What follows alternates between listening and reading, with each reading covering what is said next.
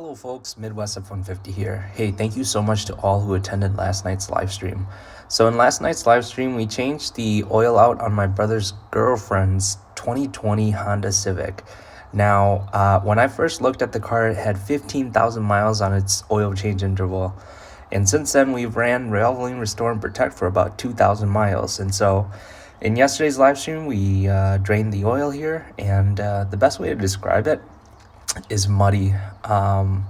It maintained its fluidity just fine. It didn't feel sandy, but it was really muddy for 2,000 miles.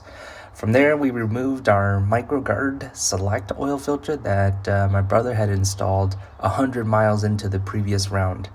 And there's what it looks like. We got one of the premium guard filters that we actually bought for the Honda CR-V. And so we removed the plastic covering and then pre-filled it. And then off camera, I installed it as well as the drain plug. And, from there, my brother went ahead and filled up the oil with Valvoline Restore and Protect 0W20. And then we poured out the oil into this black receptacle so you guys can get a better look of what it looks like. I did try to shine a light just to show you guys the true colors of it over the phone here. And then after we did that, we went ahead and opened up the MicroGuard Select filter that we took out. And man, I really don't like cutting into this filter because that shell is incredibly hard to cut through. But look at that end cap. It's incredibly clean, you guys. I just can't believe how nice it is.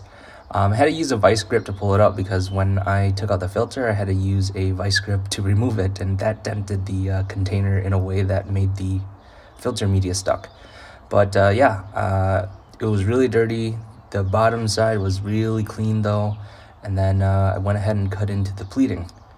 And I'm sorry in advance, this is all footage from a live stream, but hopefully you guys can see some of that deposits in the valleys of the filter. It did pick up something, and we suspect it's probably chipping away at some of the carbon deposits that are inside the engine. Now, I tried to get a little creative, and then I had my brother shine a light behind the filter so you guys can kind of see what that looks like. Overall, it was a really smooth oil change. Last week, I spilled a bunch of oil on the Acura TLX, but we got away with no mess. Let me know what your guys' thoughts are in the comments. Did we change the oil too soon? Thank you so much for making it to the end of this video.